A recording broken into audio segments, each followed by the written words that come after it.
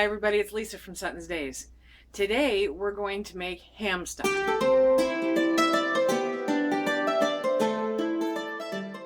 Making ham stock or chicken stock, beef stock, venison stock, any of that is actually pretty easy. It's not labor intensive. It's time. It takes a little bit of time, but if you have a crock pot, that crock pot can do most of the work for you. If you don't have a crock pot, that is the one tool in a kitchen that I can say it's a must-have anymore, because you need that extra arm to do a lot of the work for you. I think it conserves energy, so you're not running your stove, you're not heating up your house to the extent that you would, especially when it's warm like it has been. So definitely a nice sized crock pot is always a good investment. In this case, I went digging through the freezer and I found two big old ham bones.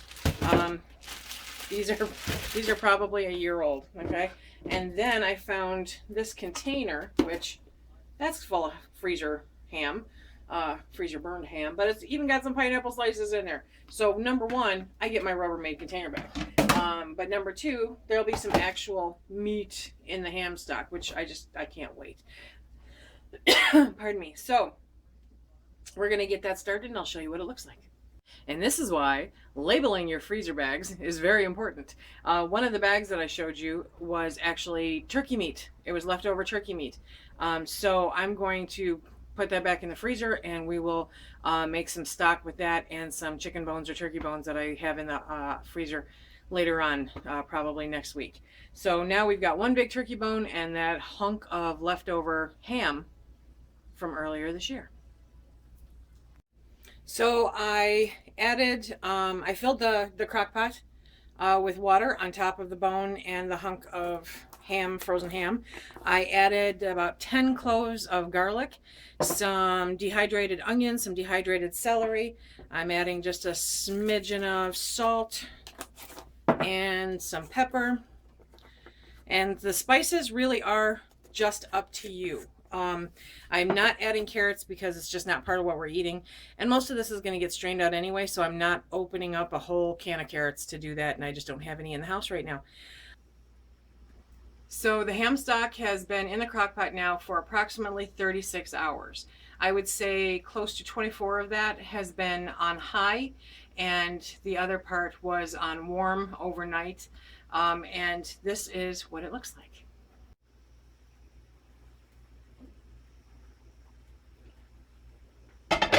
So that has cooked down, you see about an inch down in the crock pot, and you can see the onions have rehydrated and it's got that nice dark color to it.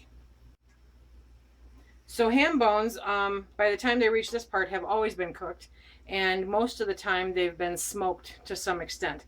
So the flavor in this is just going to be crazy good. What I'm going to do now is I'm going to strain this in a strainer into a bowl, and we're going to keep out all the big stuff.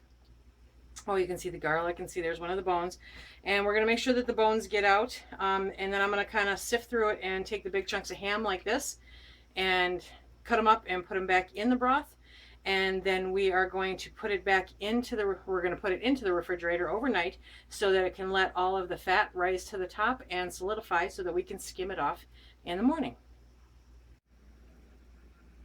So this is what it looks like once we strain all of the stuff out of it. That's all the stuff that I have to go through. But that is some golden, yummy goodness right there. Really good stuff. Okay, so we let that chill and get nice and cold, and you see all the fat raised to the top. I'm going to scoop that out and put it into the bucket for the animals because it's really good for them. And I'm probably not going to get all of it out, but I'm going to get a good portion of it out. When I'm done with this, I'm going to transfer it over into canning jars, and I'm going to set up the pressure canner. We are going to pressure can the broth at 10 pounds of pressure for 25 minutes, and we should be good to go with that. So depending on your altitude, you want to make sure to check with that. I know here we do 10 pounds of pressure for 25 minutes for quart jars and 20 minutes for pint jars. But I always do in quarts because that's what works best for us for our recipes.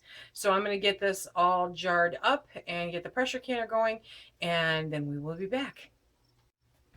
Now what I did is, because I refrigerated the broth to let all the fat come up, that means the broth is cold.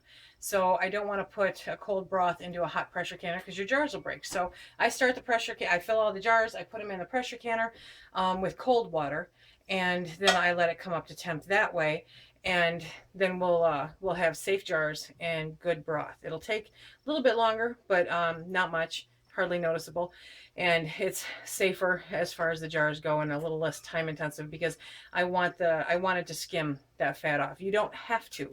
However, I find that it's easier for us to skim it off so that I have a lower failure rate, honestly, because if I overfill the jars a little bit, it can come up, and you don't want that fat to get between the lid and the jar. So we're going to let these go, and when it's all said and done, I'll show you what they look like. Out of 2 batches, I ended up doing 2 batches, and I got just over 6 quarts. So this last batch that you saw, I got almost 3 quarts. I never added any extra water to it. I let it cook down for almost that solid 36 hours. So it cooked down to the point where it was almost 3 quarts, but the batch that I had before that was just over 3 quarts, so it kind of evened out, and I've got 6 quarts and almost a pint in the pressure canner now. So we will see you when it is all done. Okay, and here it is, fresh out of the canner, still going a little bubbly there. Good stuff. So this one, the one behind it, and that one back there, see, it's not quite full. Those were the second batch that I made. They're a little bit darker because I let them cook for a little bit longer. And then these other ones are from the first batch that I made. And they are just a nice golden color. I'm sure the camera's not picking up what pretty colors they are, but really good. So we've got some ham stock. As soon as those start pinging, then tomorrow morning I will double check them and clean them up and put them in the pantry. Ham stock for the winter for some good soups and stuff. So I have managed to pull out of these 2 found pieces of ham, or 2 found containers that had ham pieces in it, and a total of 3 ham bones that were all cooked down into this gorgeous broth. It's really easy to do. I highly recommend it. You can use any bones. You can use your ham bones. You can use your beef bones. You can use your venison bones. Any bones that you have are great for stock. And that is how we do ham stock here at Sutton's Days. I hope everyone's having a really great day, and we'll talk to you again real soon. Bye-bye.